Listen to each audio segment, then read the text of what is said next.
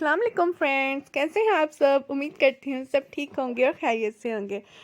Welcome back to my channel Sahar's kitchen. Today I am sharing with you very healthy recipe. I am sure you like it. मैंने यहाँ पे broccoli ली है और इसको pieces में cut कर लिया है। आप अपनी मर्ज़ी के मुताबिक इसको पीसेस में कट कर सकते हैं जैसे आपको पसंद हो। तो मैंने इनको काट लिया और मेरी ब्रोकली थोड़ी येलोइश में हो गई थी क्योंकि मैंने 2 दिन पहले ली थी, इसलिए इसका कलर चेंज हो गया। तो आप जब भी मार्केट से बाय करेंगे तो वो ग्रीन में ही होगी। ये बहुत हेल्दी होती है, इसके बहुत से बेनिफिट है। आप बच्चों को ज़रूर दें और अपनी डाइट में इसको ज़रूर शामिल करें। डाइट के लिए भी बहुत अच्छी है। तो मैंने जब इनको छोटे छोटे पीसेस में कट कर लिया है तो अब मैं इनको वॉश कर दूँगी और थोड़ी देर इसको डिप करके रख दूँगी वाटर में, ताकि इसके ऊपर जितनी भी डस्ट और केमिकल हैं वो सब उतर जाएँ। तो मैंने यहाँ 7 गार्लिक क्लोव्स लिए थे और उनको अच्छी तरह से साफ़ कर लिया और फिर उनको छोटा छोटा चॉप कर लूँगी। ब्रोकली को हम और भी बहुत सी डिशेस में यूज़ कर सकते हैं, जैसे इसका सालन बन जाता है, जैसे आलू गोभी बनती है, ऐसे आलू और ब्रोकली बन सकती है। तो मैं यहाँ पे आज गार्लिक स्टिर फ्राई ब्रोकली बना रही हूँ विद ऑलिव ऑयल। तो गार्लिक के साथ बहुत अच्छा सा टेस्ट आ जाता है ब्रोकली का। तो आप चाहें तो इसको ऐसे भी खा सकते हैं, बच्चों को दें, और वैसे भी आप इसका सालन बना लें। बहुत से यूजेस हैं इसके। तो मैंने अब यहाँ पे गार्लिक को अच्छी तरह चॉप कर लिया छोटे छोटे पीसेस में।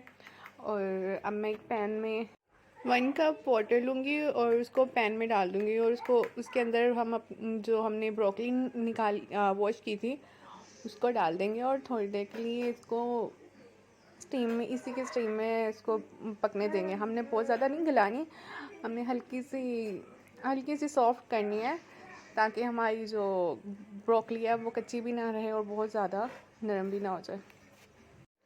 तब मेरी ब्रोकली मेरी मर्ज़ी के मुताबिक गल चुकी है और इसका जो अंदर पानी हमने डाला था वो ड्राई हो चुका है। तो अब मैं इसको प्लेट में निकालूंगी। फिर हमने एक पैन में ऑलिव ऑयल डाला है। अब ऑलिव ऑयल बहुत हेल्दी होता है, आप इसको खाने में ज़रूर यूज़ किया करें। जहाँ हम लोग कुकिंग ऑयल यूज़ करते हैं वहाँ हम ऑलिव ऑयल यूज़ करें तो इसके बहुत से बेनिफिट हैं और बहुत से हेल्थ बेनिफिट्स हैं इसके। तो अब मैंने गार्लिक को डाल दिया और इसके अंदर मैंने हाफ़ टी स्पून ज़ीरा डाला है और इसको फिर हम इनको सौते कर लेंगे। आपने ज़्यादा ब्राउन नहीं करना गार्लिक, क्योंकि हमने इसमें जब ब्रोकली डाली है तब भी हमने इसको स्टिर फ्राई करना है, तो फिर वो ब्लैक हो जाएंगे, गार्लिक जल जाएगा तो इसका टेस्ट ख़राब हो जाएगा। जब आप इसको सौते कर लें तो इसके बाद इसके अंदर ब्रोकली ऐड कर देनी है जो हमने बॉईल करके साइड पर रखी थी।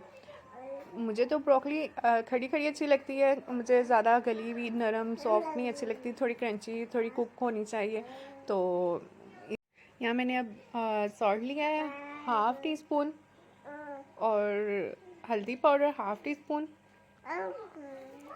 इसको अच्छी तरह से हमने सौते कर लेना है। और ब्लैक पेपर लिया है हाफ़ टी स्पून। आप अपनी मर्ज़ी के मुताबिक आप अपनी जैसा आपका टेस्ट हो उस हिसाब से आप अपने स्पाइसेस ऐड कर सकते हैं। तो मैंने बहुत ज़्यादा स्पाइसेस ऐड नहीं किए, बस पिंच डाले एक एक चुटकी।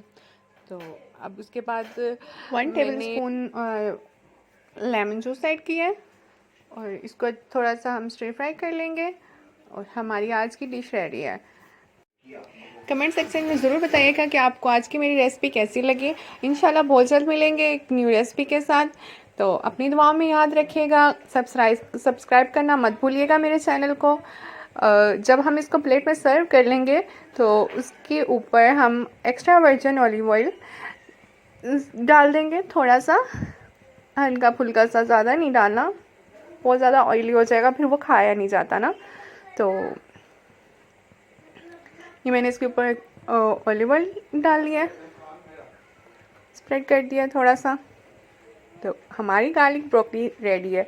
तो मुझे तो बहुत मज़े की लग रही है देख के भी, और खाने में भी बहुत टेस्टी बनी थी। आप भी बना के ज़रूर बताइएगा मुझे कि कैसी बनी है। तो अपनी दुआओं में याद रखना। फिर मिलते हैं। अल्लाह हाफिज़।